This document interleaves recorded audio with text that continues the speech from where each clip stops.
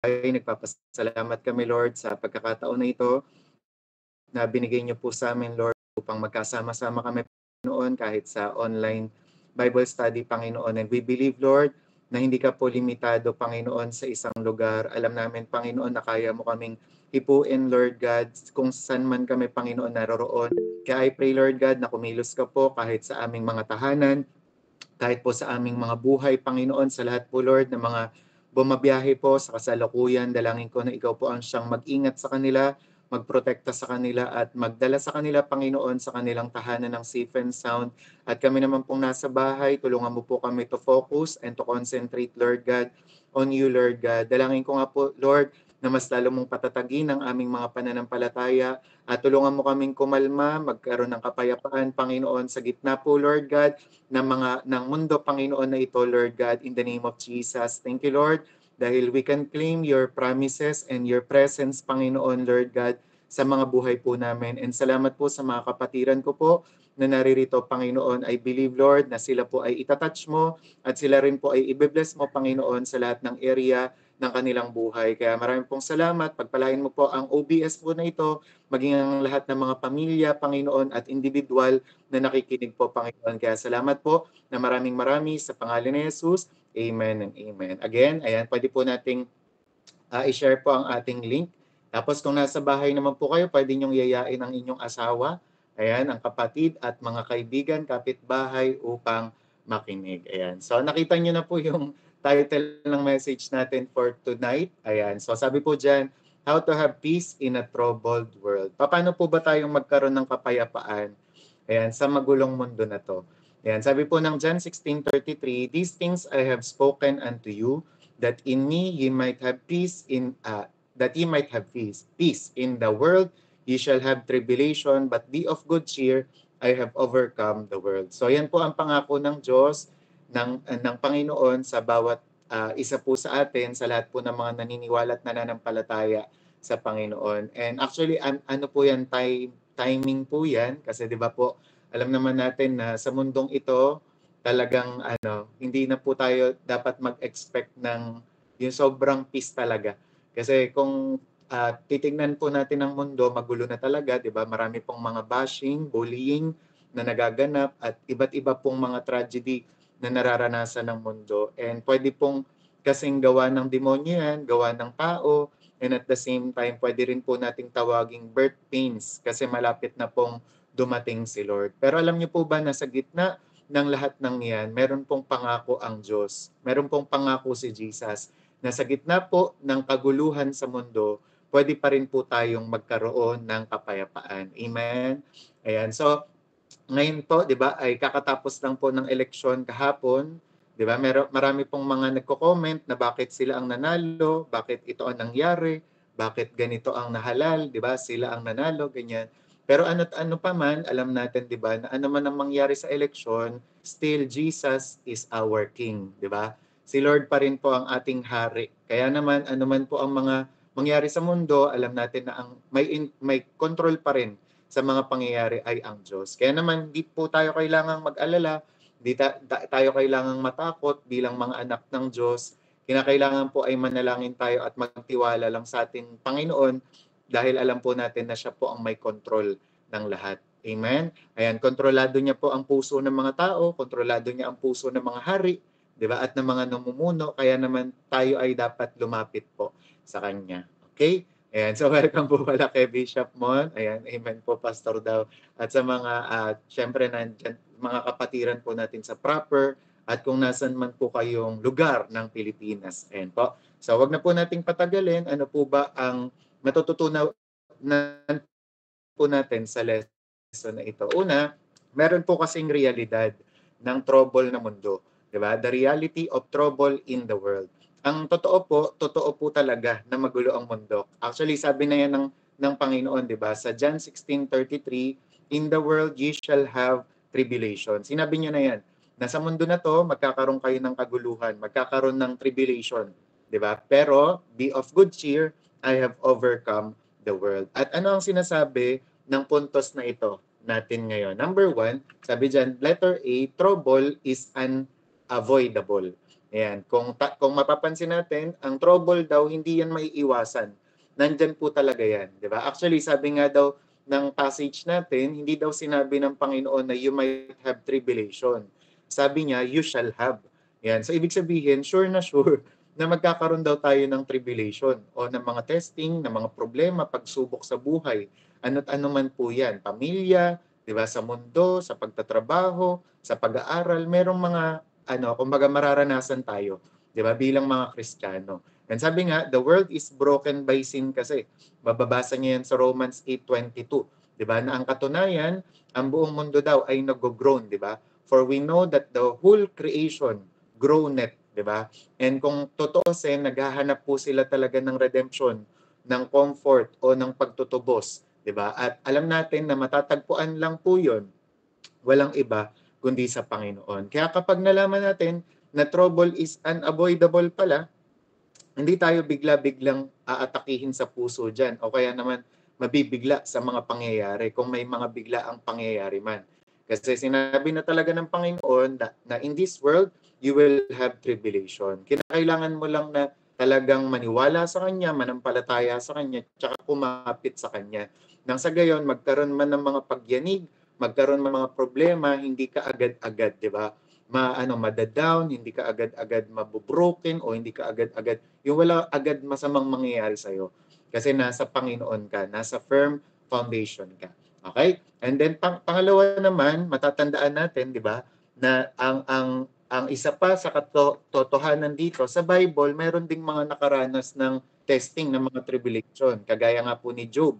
Di ba? Actually, sabi nga si Job daw ay isang righteous na tao. 'Di ba? Pero nakaranas din siya ng loss, ng pain at ng betrayal.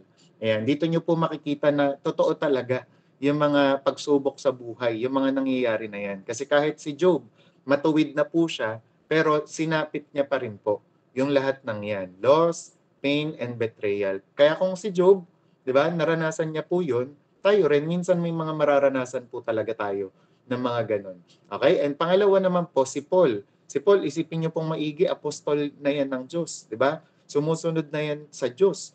Nagde-declare na yan at nagpo-proklama ng gospel. Pero naranasan niya pa rin mabitin, ma-imprison, tsaka ma-shipwreck. Di ba? Pag nabasa niyo po yung 2 Corinthians 11:23 to 28, makikita niyo po na si Paul, si Apostle Paul, hindi po exempted dyan.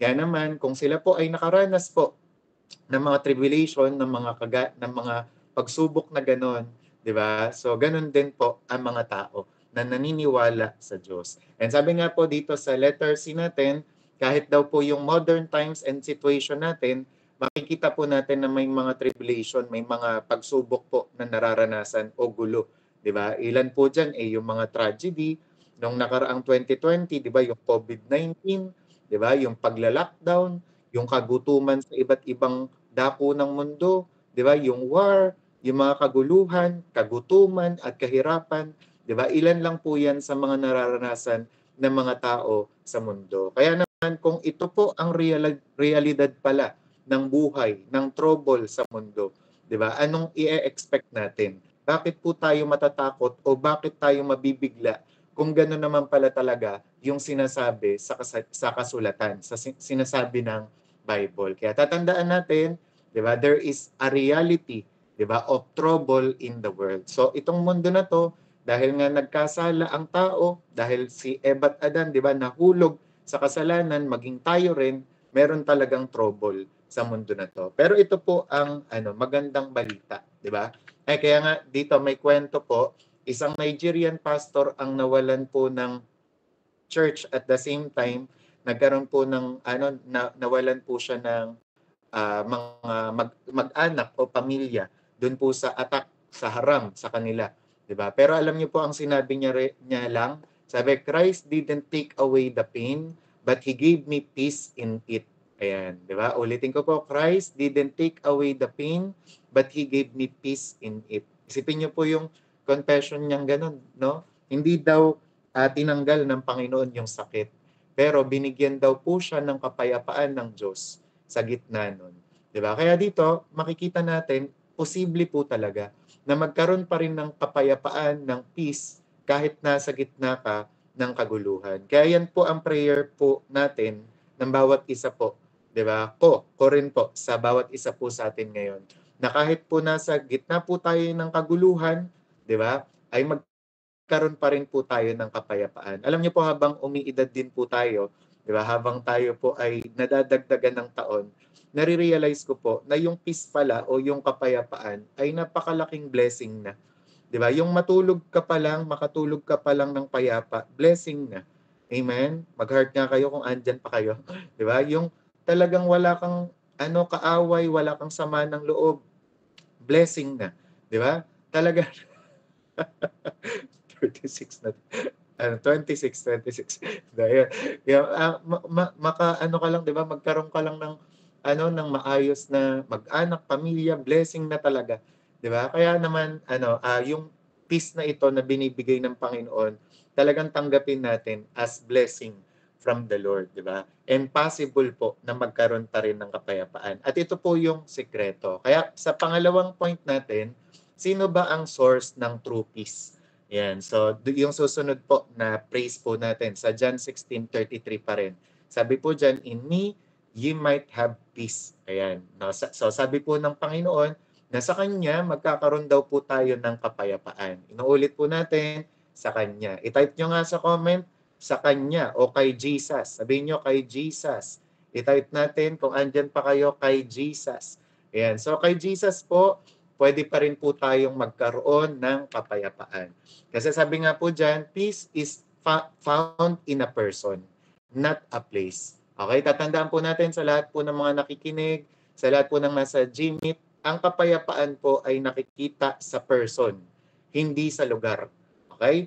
Hindi po sa kung saang lugar o sino mang politiko, 'di ba? O sino mang tao, 'di ba? Kundi ang peace ay nakikita kay Jesus po.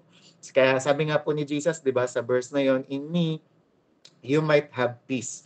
Malinaw na malinaw po 'yan. Na kay Jesus magkakaroon po tayo ng kapayapaan. Kasi bakit? Kasi 'di ba, ang ginawa nga talaga kasi ni Jesus unang-una, pinagkasundo po tayo sa Diyos.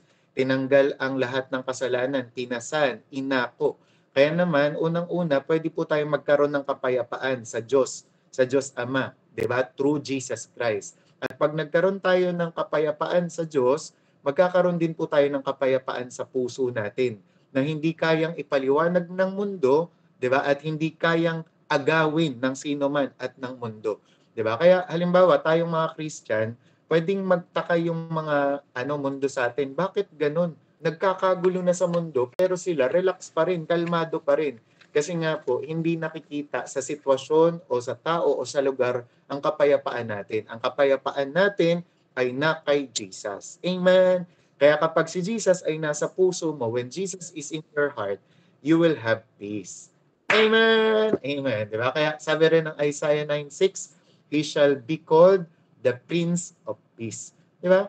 Isipin nyo maigi. Sabi dyan, si Jesus, ang tawag talaga sa kanya ay prinsipe ng kapayapaan. At ang paghahari niya, ang kanyang trono, ang kanyang korona ay walang umaagaw sa kanya. He is still the Prince of Peace kahit ngayong taon ng 2025. 'Di ba? Kahit noon pa o hanggang ngayon, siya pa rin ay ang prinsipe ng kapayapaan. At wala pong tumatalo diyan. Kahit ilang beses nang nag-eleksyon, ilang beses nang mag-overthrow ng kingdom, Jesus is still the Prince of Peace. Kaya pag si Jesus nasa puso mo siya, pwede ka pa rin magkaroon ng kapayapaan. Okay? Kaya natutuwa nga po ako, nabibless po ako sa mga Kristiyano na kahit anong klaseng bahay ang meron sila, kahit yung bahay nila yung pinto lang, pardible. Pardible lang yung lock. 'Di ba? Pwede pa rin silang makatulog ng may kapayapaan. 'Di ba? Bakit? Kung si Jesus ay nasa sa kanila, 'di ba? Pwede pa rin sila, hindi sila natatakot, 'di ba? Kung sino man ang may threat sa kanilang buhay, sino man ang mga basta kakaiba itong kapayapaan na meron sila kasi si Jesus po ang naghahari sa kanila. And sabi nga dito, ano ba ang kaibahan ng world peace sa Christ peace? 'Di ba? Kasi kapag kunwari meron tayong mga Miss Universe, 'di ba, na labanan, ang lagi nilang wini-wish, 'di ba, o pinagpe-pray daw ay world peace.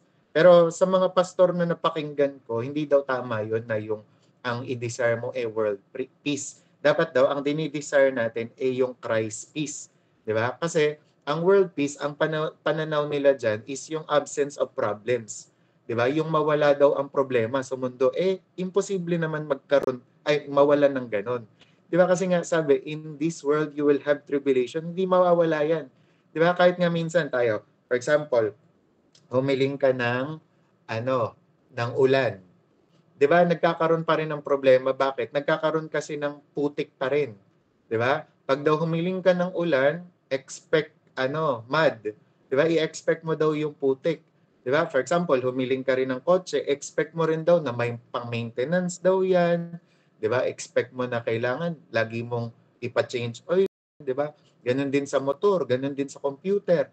Ano mang mga kunwari, yung kila Perry Stone nga, nung humiling daw sila nung Omega Center International, nagulat daw sila nung dumami daw yung tao, dumami rin daw yung problema nila kasi yung mga CR bumaho, yung mga carpet nag-amoy mga paa, 'di ba? Kasi kaakibat po ng mga kumbaga parang hinihiling ng tao yung mga challenges, yung mga problema na nakakambal noon. Kaya dapat lagi nga tayong kumapit sa Diyos, lagi nating dapat kilala si Jesus, lagi tayong nananalangin sa Kanya, kasi para nang sa gayon, ano man yung mga challenges na maranasan natin, kaya nating harapin, kaya nating solusyonan, alam natin kung ano yung gagawin. Kasi si Jesus ay expert sa ganon, di ba? In solving problems. Okay? And also, sabi nga, ito naman yung Christ peace, di ba? Ito naman ang kapayapaan na galing sa Diyos. Sabi dyan, His presence in the midst of problems. Kung yung world peace, absence of problems, ito matindi. Ito kakaiba. Ito maganda. Di ba? Yung Christ peace. Kasi ibig sabihin, kahit daw nasa gitna ka ng problema, basta't si Jesus ay nasa iyo, payapa ka pa rin. Pwede ka pa rin magkaroon ng kapayapaan. Okay? Amen? Sabi nga, there is no crisis when, ano nga daw yun? Kapag daw, wala daw crisis when, whenever Christ is. Di ba? Wherever Christ is. Di ba? Wala daw crisis kung nandun daw si Kristo. Naintindihan? Kaya, sa lahat ng mga nandito, kung halimbawa ay first time mo na makinig, 'di ba, ng Word of God o ngayon ka pa lang naimbitahan dito, kung aminado ka na wala pa si Jesus sa buhay mo, sa puso mo, hindi to isang aksidente o nagkataon lang na nakapakinig ka nito. Kundi si Lord, iniimbitahan ka na ayan. Ano sabi? Ano sabi ni Pastor Man? Ayan. Ayan. Inano niya na, tinype niya na para ma-take note natin. Okay? Kaya ito ay oportunidad o opportunity na tanggapin mo si Lord sa buhay mo kung gusto mo ng kapayapaan. And actually nga po, nalulungkot po tayo 'di ba sa panahon ngayon kasi nga very kapag nagkaroon ka ng kapayapaan, blessing talaga.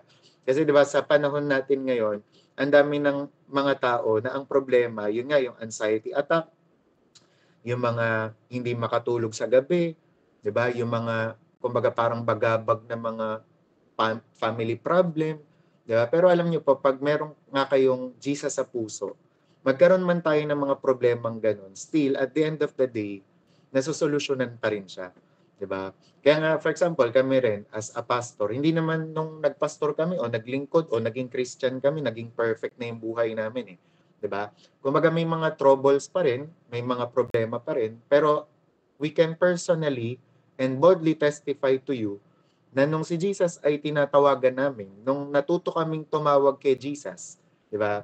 Nagkaroon din po kami ng kapayapaan sa buhay namin, 'di ba? Pwede tayong hindi madala sa mental hospital, 'di ba? Pwede tayong maging mentally sound and kumbaga mentally okay, 'di ba? Kasi si Jesus, siya yung nagbibigay ng kapayapaan, 'di ba? Imposibleng mabaliw ang totoong Kristiyano na umaasa talaga at nananalangin, dumedepende sa Diyos, 'di ba? Kaya naman kinakailangan manalig ka lang sa Diyos. Kailangan alam mo lang kung sino yung tatawagan at kakapitan mo.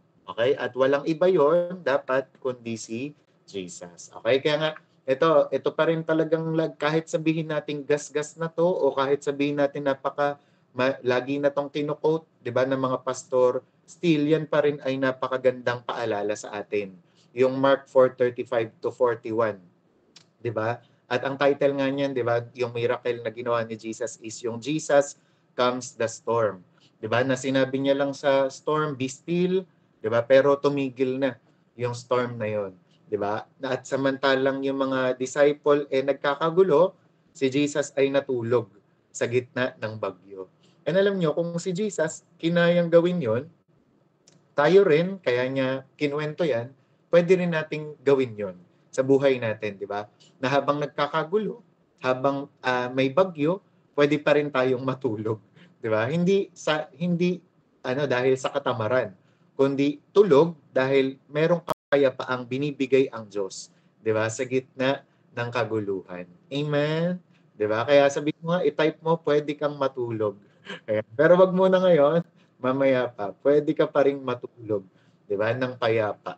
Okay? Kaya yan, yung Mark 4:35 to 41, senyales yan, kwento yan ng Panginoon na yung bagyo, kaya niyang patigilin, kaya niyang pakalmahin. Pero alam niyo, ang napansin ko nga dyan, kunwari may mga bagyo sa buhay na nararanasan tayo. Kapag may bagyo daw outside, okay lang kaya mong i-bear, kaya mo siyang tiisin. Pero kapag halimbawang ang bagyo, parang sa loob-loob mo o sa puso mo nangyayari, parang mas mahirap. 'Di ba? Kumbaga parang kapag magulo yung loob, magulo na kahit yung labas. Kaya ang unang-una nga daw na dapat natin na ipaayos kay Lord ay yung puso natin. 'Di ba? Kaya yun ang dapat nagawin natin. Tanggapin natin siya sa puso natin, talagang i-welcome natin siya dito, 'di ba? Paghariin natin siya sa puso natin. Okay, nang sa gayon, ano man yung mangyari outside, kayang-kaya mo kasi yung loob payapa, 'di ba? Amen. Okay? So, yan yung sinasabi ng ating Kaya nga ito si Horatio Spafford, kilala niyo siya, yung 18 yung sumulat ng It is Well with My Soul. Kasi na-lost niya yung anak niya sa isang shipwreck, 'di ba? Pero isipin niyo maigi, siya pa rin yung nakapagsulat, 'di ba, ng It is Well with My Soul. Sabi diyan, no, when peace like a river attendeth my way, when sorrows like sea billows roll, whatever my lot, thou hast taught me to say, it is well with my soul. Isipin niyo maigi, sino ang kayang magkumanta nun? Sino ang kayang gumawa ng kanta na yon, 'di ba? Na kahit nawala na ng mahal sa buhay pero nakanta pa rin, nakapag-compose pa rin ng napakagandang kanta na tinangkilik sa buong mundo ng Christian community. 'Di ba? Mangyayari lang 'yon sa totoong talagang naniniwala sa Diyos. Sa talagang nagbigay ng buhay sa Panginoon at nagtitiwala sa Kanya bilang Prince of Peace ng kanyang buhay. Kaya dito, sinasabi talaga, di ba, na pwede nating sabihin din together with Spafford, di ba, na it is well with my soul. Di ba, minsan tayo, dahil nga sa influensya ng social media, wala lang tayong kainin ngayon, wala lang mag-like ng mga post natin, di ba? Bagabag na agad yung puso natin, di ba? Minsan may mga pagkakataon na hindi lang tayo pinansin ng crush natin, hindi lang tayo nakatanggap ng ganitong regalo, di ba? Hindi lang naggawa o nagganap yung inaasahan natin. Ayaw na nating umawit sa Diyos, ayaw na nating kumanta, di ba? Pero ibahin niyo itong si Spafford, di ba? Na sa gitna ng kanyang problema, sa gitna ng kanyang naranasan, sabi niya pa rin, it is well with my soul. Amen po. Ayan. So, i-type natin, it is well with my soul. Type natin ngayon, it is well with my soul. Okay? Pangatlo, ito na yung last, the power of Christ's victory.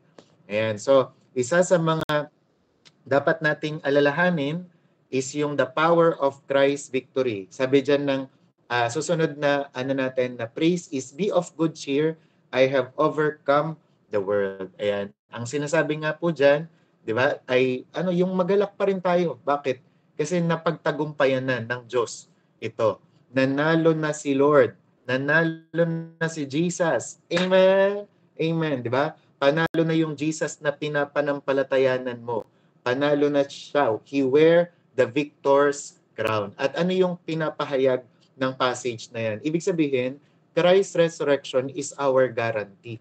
Di ba? Bakit dapat tayong magkaroon ng kapayapaan? Bakit tayo panalo na? Kasi yung resurrection ni Jesus, isa yung garantiya, di ba? Na tayo ay panalo na. Kasi bakit? Si Jesus nga, He conquered death, sin, and Satan.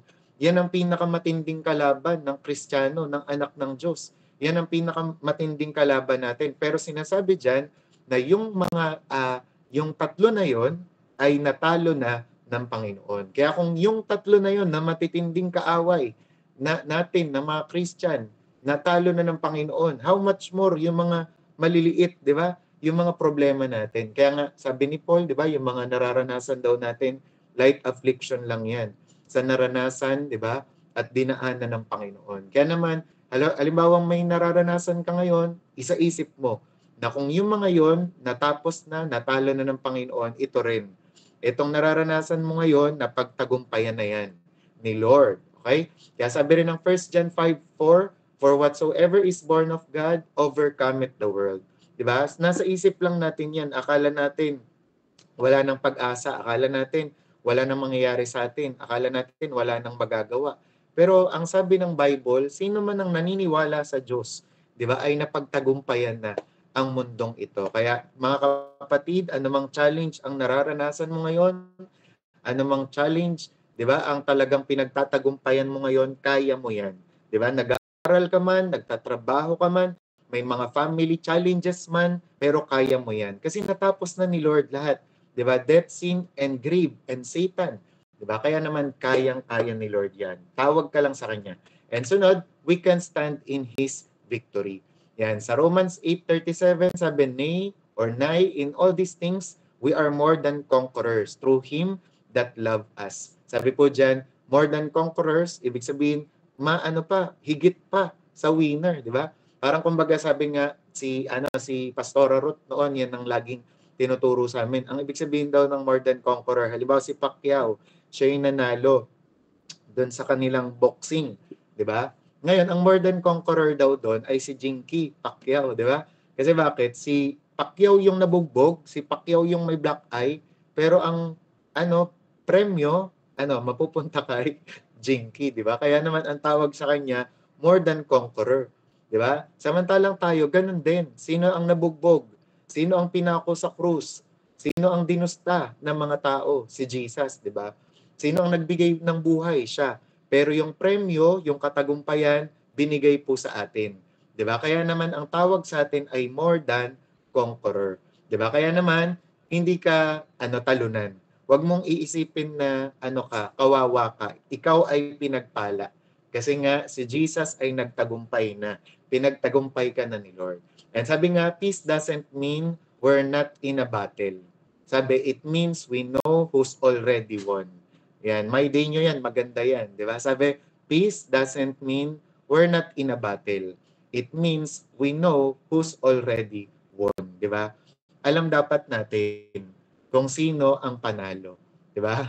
Sino ang nanalo? Sino ang panalo? Walang iba kundi si Kristo. At kung alam mong panalo na siya, ano pang ikakatakot mo?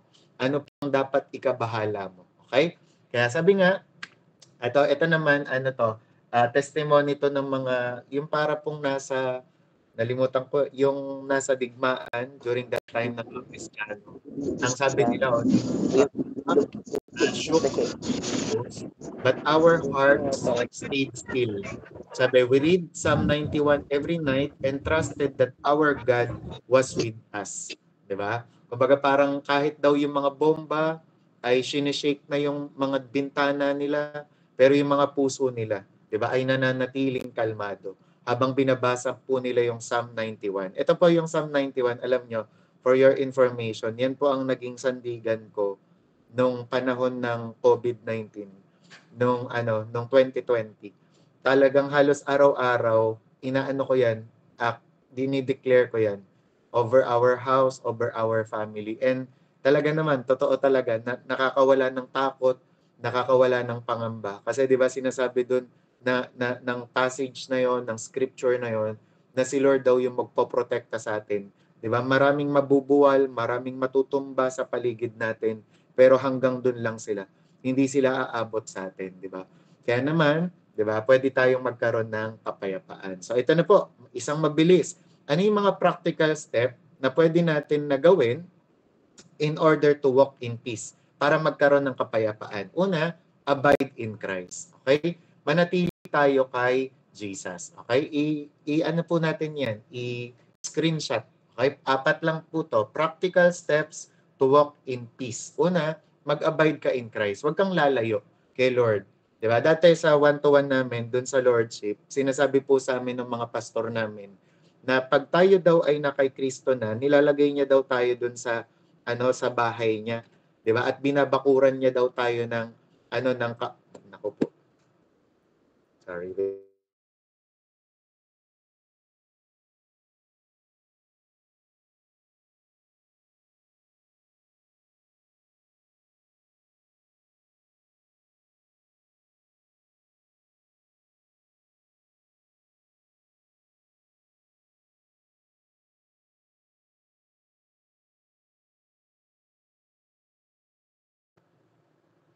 Wait lang po. 1 minute.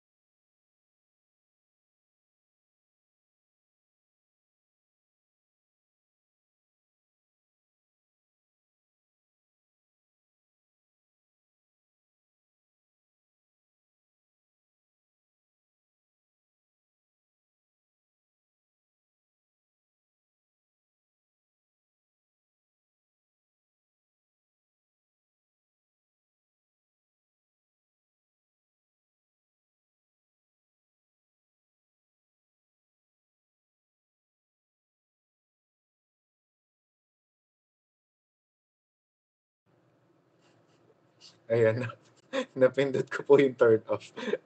Ayan, kaya sabi nga, ayan, so sabi nga, abide in Christ. Ibig sabihin, tayo po ay manatili sa Kanya. Kasi sabi nga po, peace flows when we remain in constant fellowship. 'Di ba? Habang na kay Kristo po tayo, magtutuloy-tuloy din ang kapayapaan sa atin.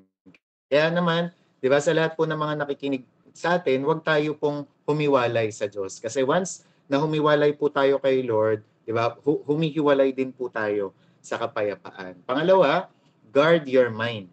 In order po na mag-walk in peace tayo, alalahanin natin, gwardyahan po natin yung ating isipan. Ibig sabihin po nito, sabi nga, 'di ba, sa Philippians 4:6 to 8, ano daw po yung mga kapuri-puri, ano daw yung mga malilinis, yun daw po ang isipin natin. Kaya naman in order to do that, 'di ba? Ang gawin natin, yun nga, magkaroon tayo ng mga Bible reading, magbasa tayo ng Bible, mag-pray tayo, magpasalamat tayo sa Diyos. Kasi bakit? Right thinking produce peace. 'Di ba? So ibig sabihin nito, para mag-guard mo yung mind mo, dapat lagi mong ginagawa yan. Pag nagbabasa ka ng Bible, nagpe-pray ka, di ba, nagpapasalamat ka kay Lord. Kasi pag nagbabasa po tayo ng Bible, yung faith tumatatag. Di ba, sabi po ng Bible kasi, faith comes by hearing and hearing the Word of God. Okay? Tapos sa kabaliktaran naman yon. Faith goes by hearing and hearing the word of by not hearing and hearing the word of God. Ibig sabihin nawawala yung faith. Kaya para mapuno ka pa rin ng kapayapaan, punuin mo rin yung sarili mo ng salita ng Diyos. 'Di ba? Kaya nga may nga diyan, may parang illustration at example sa pagbabasa ng Bible na pag ikaw daw ba nabasa mo na yung Bible, tumagal ka na kay Lord, ititigil mo na ba yung pagbabasa ng Bible? 'Di ba hindi? Para daw, for example, para daw pagtututbrush yun. Kunwari sa pagtututbrush, pwede mo bang sabihin, ay naka 500 na toothbrush na ako, kaya titigil na akong mag-toothbrush. 'Di ba? Hindi pwede. Kasi kapag tinigil mo mag-toothbrush, 'di ba, katotohanan na mabubulok at mabubulok yung ngipin mo. 'Di ba? Same din yan sa Bible reading, sa pagbabasa ng Bible. 'Di ba? Pag tinigil mo yung pagbabasa mo ng Bible, mabubulok at mabubulok ang pananampalataya, 'di ba? Mai-stagnant ka, matitigil ka, 'di ba? Mabubulok yung buhay mo, 'di ba? Kaya kung ayaw mo mabulok, 'di ba? Kung ayaw mo mabulok ang ngipin mo, mag-toothbrush ka. Tas kung gusto mo na lumago ang pananampalataya mo, 'di ba? Talaga namang magbasa ka pa ng Bible. Huwag kang titigil, okay? Kasi what you feed your mind affects your peace, 'di ba? Kaya for example, panay ka bad news, panay ka Facebook, 'di ba? Panay ka dyaryo, tapos hindi ka nagbabasa ng Bible. Mafi-feed ng fake news 'yan. Mafi-feed ng bad news 'yan. Kaya ang entire day mo magiging bad din. Pero kapag ang good news inuna mo, 'di ba? Pinuno mo yung buhay mo, ang araw mo ng good news, magiging good ka din. Magiging good din yung araw mo. Amen. Amen. Okay? And pangatlo, rely on the Holy Spirit. Ayan. In order na magkaroon ng kapayapaan, mag-rely po tayo sa banal na spirito. Kasi 'di ba, the fruit of the spirit is love, joy, tapos may peace. Okay, sa Galatians 5:22 natin mababasa 'yan. Okay? Kapag nagpe-pray tayo, yung Holy Spirit pinupuspos tayo at yung Holy Spirit din ang nagbibigay sa atin ng kapayapaan. Lalong-lalo na nga po ngayon sa age natin na malapit nang dumating si Lord ay talaga strongly recommend na damihan po natin yung tanks natin.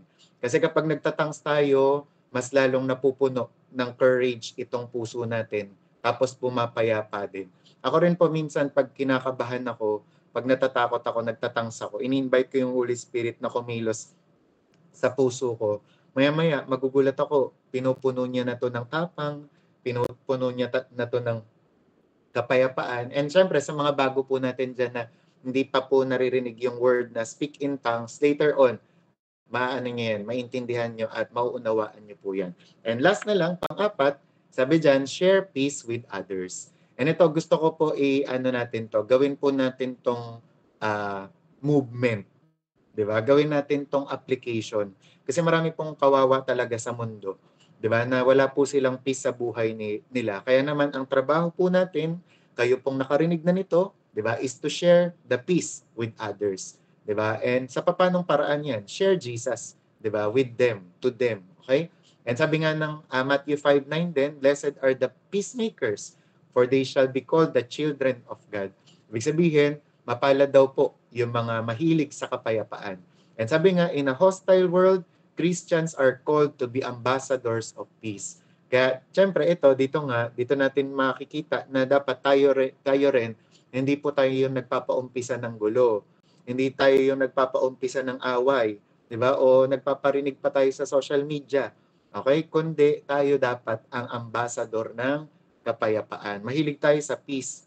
Amen? Kasi Christian tayo. Okay? Sabihin nyo nga sa comment, peace. Yan, peace, peace, peace. Okay? So, yan ang mensahe po ng Panginoon. Okay? Kaya ang last na verse natin dito, ulitin lang po natin, di ba? Peace I live with you, my peace I give unto you, not as the world giveth, give I unto you. Sabi, let not your heart be troubled, neither let it be afraid. At alam niyo po, ang kapayapaan po na yan ay ino-offer pa rin po ng Panginoon natin hanggang ngayon. Okay, kaya naman, dapat po ay tanggapin natin yon sa ating mga puso. Okay? And para tulungan tayo na maramdaman at maranasan yung kapayapaan, naghanda po tayo dito ng confession. Yan. So, i-confess po natin to. 1, 2, 3, 4, 5, 6. Ayan, 6 lang. Okay, kaya naman sabay-sabay po nating i-confess dyan po sa bahay natin at kung nasan man tayo. Okay, una, 1, 2, 3, go. Sabay-sabay po nating i-confess. I declare that the peace of Christ rules in my heart and I will not be shaken in Jesus' name. Hallelujah. Sunod naman, I declare that my home is a dwelling place of God's presence and peace in Jesus' name. Yan, claim natin yan. I declare unity in the body of Christ and every seed of division is uprooted in Jesus' name. Yan. Sunod, I declare that my nation, Philippines, shall be filled with the knowledge of God and peace shall flow like a river in Jesus' name. Yan, declare po ha. I declare that Jesus is the Prince of Peace and His reign brings calm to every storm in Jesus' name. Di ba? sa isip, sa puso. Okay? Kumalma kayo in Jesus name. Ayan. Ay, tapos na pala. Ay, ito pa pala. I declare that I will walk in peace, live in peace, and speak peace wherever I go in Jesus name. Ayan. Tapos sabihin natin ng 3 beses, Amen, Amen, Amen. Ayan. So, nag-declare ba kayo? Amen. Ayan. Palakpakan natin si Lord Amen sa po, Pastor. gabing ito po. Ayan. So, ngayon po ay magpe-pray na po tayo. Ayan. Let's pray po sa mga buhay ng bawat isa at the same time sa Pilipinas, tsaka po sa mga pamilya po natin. Okay? Let's pray po. Aming Ama, Diyos na buhay, nagpapasalamat kami, Panginoon, sa gabing ito na pinagkaloob niyo po sa amin. And thank you very much, Lord God, for you are our peace. And salamat, Panginoon, dahil sa gitna ng mundo po na ito, sa gitna po ng aming mga nararanasan, Panginoon, we decree and declare, Panginoon, na ikaw ang nagbibigay sa amin ng kapayapaan. Ang puso namin at ang isip namin, Lord God, ay nananatili sa iyo. Therefore, nananatili din ito sa kapayapaan sa pangalan ni Jesus. I pray nga po, Panginoon, na tanggalin mo ang kaguluhan sa aming kalooban, sa aming puso, sa aming pamilya, at kahit sa aming bayan at bansa sa pangalan ni Jesus. Nagkakaisa kami, Panginoon, Lord God, na itaboy, wasakin at durugin ang anumang attempt ng kaaway na kami ay guluhin sa pangalan ni Jesus, guluhin ng aming pamilya in Jesus' name. Tinatanggal namin yan sa pangalan ni Jesus. And I decree and declare na ang prinsipe ng kapayapaan ay namumuno sa aming puso, sa aming pamilya, sa bawat mga asawa, anak, Panginoon, ina at ama na nakikinig, Lord God, sa GMIT na ito. And I decree and declare, Panginoon, Lord God, na yung mga anxiety attack, yung mga worry, yung mga fear ay wala na sa pangalan ni Jesus in Jesus' name. Sinasabuyan namin ang banal na dugo ang bawat isa, Panginoon, sa oras na ito, and we decree and declare na mamumuhay kami, maglalakad kami, Panginoon, Lord God, sa kapayapaan, and we decree and declare, Panginoon, na kami po ay patuloy, Panginoon, na mamumuhay, Panginoon, kasama ang banal na Espiritu in the name of Jesus. Dalangin ko rin nga po, Panginoon, na tulungan mo po kami na maging ambassador, Panginoon, ng peace mo, na kung nasan man kami, Panginoon, ano man ang aming ginagawa, mapapagpala ang lahat ng mga tao sa mga buhay po namin, Panginoon. Kaya thank you very much, Lord, dahil ano man din at sino man, Lord God, ang mamuno sa amin, we decree and declare, Panginoon, na ikaw pa rin po ang maghahari, Lord God, sa buhay po namin. Kaya, Lord God, we speak peace, Lord God, sa bawat isa, Panginoon, and we speak, Panginoon, to our nation, and even, Lord God, sa buong mundo. Kaya thank you very much, Lord God, sa gabing ito, Panginoon, at patuloy, Lord, na pagpalain mo po ang bawat isa, Panginoon, financially, materially, physically, and spiritually. And I decree and declare na dadami pa po ang mga Kristiyano sa buong Pilipinas at maging sa buong mundo sa pamamagitan po ng mga ginagawa po namin, Panginoon, na effort at mga initiative, Panginoon. Kaya salamat na maraming. In Jesus' name we pray. Amen and amen.